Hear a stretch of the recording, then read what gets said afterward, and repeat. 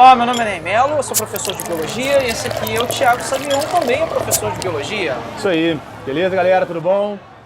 Vamos falar sobre genética. Genética tá com tudo hoje em dia, nossa vida tá permeada de genética e a gente às vezes nem sabe disso. A gente queria começar falando sobre um porquinho que resolveram patentear, um porquinho novo lá no Canadá. O porquinho recebeu o singelo nome de Enviro Pig, ou em livre tradução seria porco ambiental, porco amiguinho do meio ambiente, alguma coisa assim. Mas por que patentearam? Na verdade, o Enviro Pig, ele é um porco transgênico. E por que fazer um porco transgênico, professor Thiago Savion? O grande lance é o seguinte, o porco, ele na dieta dele come ração. E nessa ração tem muito fósforo, que é importante para ele fazer DNA, para ele fazer osso. Só que o osso da ração dele está na forma de um ácido fítico que ele não consegue digerir. Se ele não consegue digerir esse fósforo, ele não absorve o fósforo e ele não tem como fazer DNA, como fazer ATP, como fazer osso, e ele não cresce de maneira saudável, ele não ganha peso naquilo que o produtor espera que ele cresça. Porque se ele não digere esse fósforo sai nas fezes. As fezes desse porco são jogadas num rio. As algas que vivem ali, ou num lago, elas conseguem digerir esse tal desse ácido fítico, aproveitam o fósforo e faz o próprio DNA, faz o ATP que ela precisa, mas ela consegue se reproduzir. E aí ela forma um tapete, né, em cima da lâmina d'água, que começa a causar uma série de problemas ambientais. O que é a eutrofização mesmo, né? É você ter um excesso de matéria orgânica no ambiente, de modo que aquilo ali prejudique toda a fauna, toda a cadeia alimentar que está ali naquele lugar. Isso acontece muito, por exemplo, até na Lagoa Rodrigo de Freitas. Aqui no Rio de Janeiro, na Lagoa Rodrigo de Freitas. O que a alga precisa para viver? Precisa de sol. Cara, o sol tem água, tem gás carbônico e tem nutriente para fazer as moléculas que ela precisa. A alga começa a proliferar absurdamente, só que ela prolifera tanto que ela tampa a superfície do lago. E aí o sol não entra mais, o oxigênio não consegue dissolver mais para as camadas mais abaixo de água, e quem vive lá embaixo e precisa de oxigênio começa a morrer, e aí bactérias começam a usar esse oxigênio para decompor esses corpos, esses restos de bichos, de plantas, de animais. E aí hipóxia, alta taxa de decomposição, podridão, cheiro ruim. Isso, e aí a cadeia alimentar inteira entra em desequilíbrio. Exatamente. E aí o que o produtor tem que fazer? Já que o porco não digere esse fósforo, ele tem que suplementar. Como se resolver isso? Aí você pode usar genética para resolver o seu problema, ou seja, fazer um organismo transgênico. O que é um organismo transgênico? É você pegar o DNA, editar o DNA de um organismo, inserir num outro organismo, no caso de um porquinho, né, que vai fazer a enzima que degrada aquilo que você não quer. Isso foi patenteado lá no Canadá em 2003. Aqui no Brasil tem toda uma questão ética dessa coisa de, posso comer transgênico, não posso? A gente come transgênico, soja que a gente consome aqui no Brasil é transgênico. Exatamente. Sucrilho que a gente compra no mercado é transgênico. Floco de milho deste tamanho você acha que é natural. E tem aquela questão de faz mal, não faz mal. Na verdade, hoje não existe nada no mundo científico que comprove nem que faz bem, nem que faz mal. Na Indonésia tem um caso muito curioso, que tem a ver com genética, aí já não tem mais a ver com transgenia, mas que é o seguinte, foi visto há pouco tempo que os moradores de uma determinada ilha na Indonésia conseguiam ficar 13 minutos sem respirar embaixo d'água. E o que isso tem a ver, afinal, com genética? Tem a ver com adaptação. Né? Tem a ver com tudo a ver. Existe um gene, foi descoberto um gene relacionado a essa população específica nessa ilha aí da Indonésia, chamado PDE-10. Mas vai falar do gene primeiro, né? Melhor falar do baço. Que é um gene chamado PDE-10A, e esse gene ele é responsável, olha só, pelo aumento do baço das pessoas que moram nessa ilha. Agora, o que tem a ver o baço, esse gene, com uma adaptação para você ficar mais tempo dentro d'água? Então, o baço, a gente tem que lembrar qual é uma das funções dele. Ele participa da maturação das hemácias. Hemácia é a célula que carrega o oxigênio.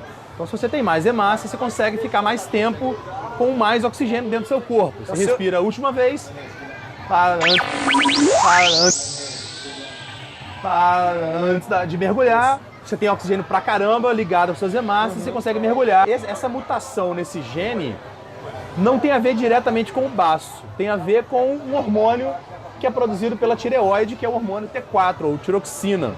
O que acontece é que você tem um indivíduo que tem uma mutação para tireoide, produz mais hormônio, mais hormônio T4, esse hormônio aumenta o tamanho do baço do indivíduo, ele produz mais hemácias do que o normal, e essas hemácias fazem o cara mergulhar mais. Então, quer dizer, é um caso misturando genética com evolução, com adaptação.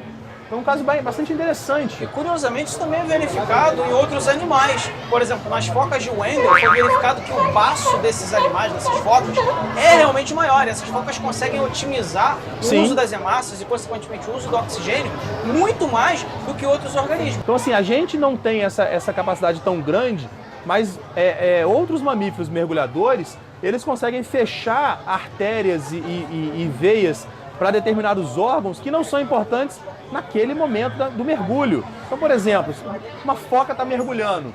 Para que ela precisa manter sangue, sei lá, no sistema digestório dela? Cara, fecha tudo, para de mandar tanto sangue, desvia todo esse sangue para a cabeça, porque a foca tem que pensar na hora de caçar, e para os músculos. A explicação de muita coisa na evolução está na genética. E, curiosamente, como a biologia tem evoluído, né? O DNA é coisa dos anos 50, da primeira metade dos anos 50. Então, de lá para cá, o quanto que a gente já descobriu dentro da genética, né? O que daquele código da vida é importante, é fundamental para a sobrevivência de certas populações. E a gente encontra isso, por exemplo, acontecendo em seres humanos. Sim. Pescadores de ilhas, aqueles pescadores de lagostas, por exemplo, que vão a 40 metros de profundidade pegar um raio de uma lagosta, lá dentro do buraco. A gente pode até dizer que esses caras são super-homens, não? Mas será que tem outros tipos de superpoderes? Será que tem X-Men? Presentes aí na população? Temos X-Men na população humana? Qual a ideia do X-Men, né? Professor Thiago Sagão. X-Men tem alguma mutação que dá superpoder, né? O gene X, né? Seria o gene X, né? O gene X dá poder diverso. Ele nem, na verdade, nem faz tanto sentido biológico assim, porque é um gene só que sai raio laser, dá super força, regeneração, do mesmo gene sai a porra toda. Na verdade, o gene X do X-Men poderia ser um pack de genes. Bom, então, será que a gente tem X-Men entre a gente? A gente, por exemplo, observa que algumas pessoas conseguem correr muito rápido. E aí descobriram um gene que é mutado nessas pessoas que correm muito rápido, que é um gene que produz uma proteína, ele faz com que a actina dessas pessoas, desses portadores desse gene, elas contraiam mais rápido e conseguem correr mais rápido. São os corredores, são os Usain Bolt. A musculatura ela se mexe, né? Em função do deslizamento entre a actina e a miosina, né? É isso que faz a movimentação do músculo. Sim. Tem uma outra mutação num gene HDS2. Esse gene está ligado a pessoas que conseguem dormir pouco. 4 horas, 3 horas e tá de boa. Dormir 3 horas, nossa, tô feliz, tô revigorado, tô bem pra caramba. É porque tu tem uma mutação genética, tu é um X-Men, se você consegue fazer. Você que tá aí no Enem, você que tá aí no vestibular, tá aí tentando, você dorme 3 horas, tá de boa, acaba a aula, samba estudar, na cara da sociedade. Consegue estudar tudo, vai dormir 3 horas da manhã, tu é um X-Men, mané. Tá tranquilo. Você tem, talvez, pode ser que você tenha esse gene HDS2 do super dorminhoco. Tem gente que tem que dormir 9, 10 horas. No dia de hoje, dormir 9, 10 horas é brabo. A gente que é pai, a gente queria ter esse gene, né? Verdade. Eu queria ter esse gene aí. Fala outro gene aí, doutor. Outro gene, vou te falar, ó. Então, LRP5. Ah, tá.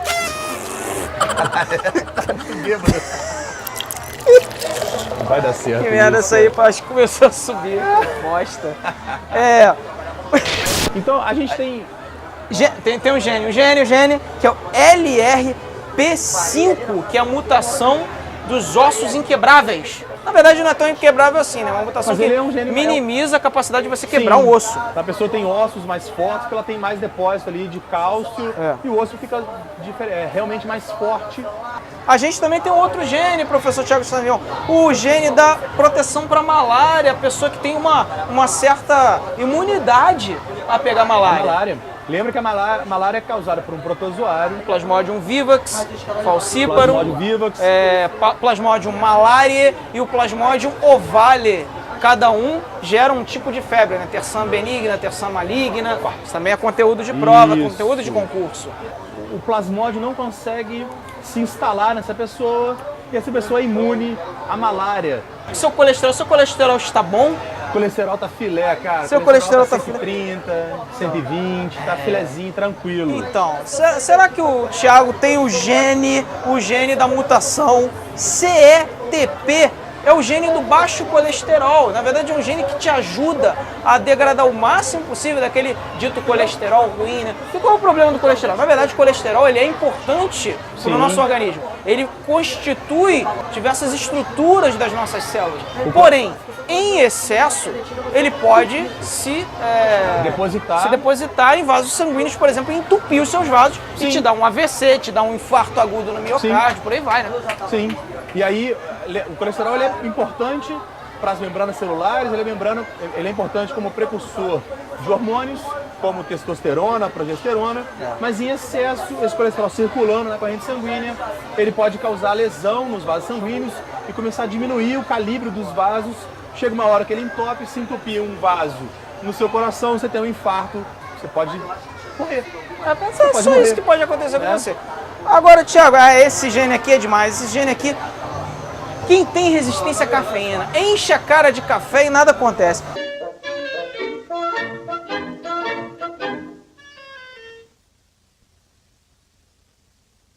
Existem alguns genes relacionados à sua resistência ao café. Então eu vou te falar aqui, ó, BDNF é um gene e o outro gene é o SLC6A4, é o do super bebedores de café. O cara bebe café, fica bem, e se ele quiser tirar um cochilo depois, tá tranquilo. Tá de boas. Eu vou lá, deito e durmo tranquilo. Né? Tem gente que bebe café, se eu tomar café a partir das 7 da noite eu já não durmo. Esse cara bebe café antes de dormir. É o sonho para muita gente, eu inclusive. Inclusive, são 6 genes, pelo menos, associados a como você metaboliza o café. Então você tomar aquele cafezinho, você fica ligadão. Isso tem a ver com a sua genética, com a sua predisposição a degradar bem aquele café ou não degradar. Sim. E ainda tem mais, já aconteceu com você de você tomar uma taça de vinho e de repente ficar com o rosto ruborizado, né, avermelhado? Sim. Isso também tem a ver com genes. E eu vou te falar qual é o gene. Esse gene é o ALDH2. Tem um asterisco no meio entre um 2 e 2. Por que que tem, meu amigo? Não sei, eu não sou geneticista, eu não tô nem aí. A proposta aqui é biologia de botequim. A gente tá bebendo uma cerveja e não faz a mínima ideia por que que tem um asterisco no raio do nome do gene. Esse gene faz com que seu fígado metabolize um derivado do álcool, que é o acetaldeído, e ele vai transformar isso em acetato. E o acetato ele promove o quê? A vasodilatação dos vasos sanguíneos do seu rosto. Os vasos sanguíneos ficam mais Você bebe expostos, aquele vinhozinho. E aí você fica ruborizado. Tem muita gente que fica ruborizado com uma tacinha de vinho. Agora, por falar em vinho, já que a gente tá falando de bebida alcoólica, a gente vai falar o quê? De quê? Cerveja. Cervejota! A cervejinha aqui, que é um gene relacionado à sua capacidade de sentir amargor na cerveja. Essa aqui, por exemplo, que a gente está bebendo, eu estou bebendo uma IPA, o Thiago aqui está bebendo uma Double IPA, isso tem a ver com o processo de fermentação, né? E o que tem a ver genética com a gente estar bebendo essa IPA? Isso tem a ver também com o gene, eu vou te falar qual é o gene, TAS2R38. Esse é o gene que tem a ver com o cara que vai sentir o amargor ou não de uma cerveja IPA, por exemplo. Sim, sentir amargor é importante porque muitos venenos são amargos, então na natureza a gente foi selecionado para ter uma percepção boa do que é amargo. Só para ter noção, a gente tem 2 genes para sentir doce e 25 genes confirmados já para sentir amargor. Exatamente. Existem mais 15 aí que são hipotéticos ainda, totalizando aí uns 40 genes para perceber amargor. Os caras quando iam fazer cerveja, o que tem a ver isso com cerveja? Os caras quando iam fazer uma cerveja que tinha que durar viagens, né, durante muitos meses, eles colocavam muito lúpulo, e esse lúpulo em excesso, ele deixa a cerveja mais amarga, mas ele preserva a cerveja de estragar durante muito tempo. Essa cerveja é conhecida como IPA, né? India Pale Ale. Muita gente que não gosta de IPA consegue perceber tanto amargo que a cerveja fica intragável, cara. Ela fica impalatável. Então isso tem a ver com genética. São os caras falam em inglês, né? Super taster. Super taster. Então é o cara que consegue perceber muito sabor, né, dos alimentos de maneira geral. Ele pode passar a não gostar de coisas muito amargas, como uma cerveja IPA, né, aqui do Drunk Trunk, a gente está aqui no Food Park, aqui na Marise Barros. A gente queria trazer esse conteúdo para vocês. Nosso papo aqui é biologia de botequim, então assim, a gente está tomando uma cerveja aqui, batendo um papo sobre biologia. Então eu sou um cara que gosta de IPA. Então é isso aí. Eu também sou um cara que gosta de saber por que eu gosto de IPA. E essas explicações a gente só acha na biologia especialmente na biologia de botequim. Ah, garoto, aqui o copo já tá vazio. Então se inscreve aqui no canal, toca no sininho. Aqui a gente está aqui para falar bobagem mesmo, a gente está aqui para relaxar e falar sobre biologia. Você que é aluno de biologia, você sabe como é que é. Você senta num boteco, pede uma cerveja, daqui a pouco você sem querer tá falando sobre biologia, sobre a vida, sobre coisas que você aprendeu. Isso é que é bonito da biologia. Tudo que a gente aprende de biologia, a gente pode botar no nosso dia a dia de alguma forma. Então, saúde, professor Thiago. A gente se vê no próximo vídeo. Se inscreva aqui. Um abraço. Eu também esqueci.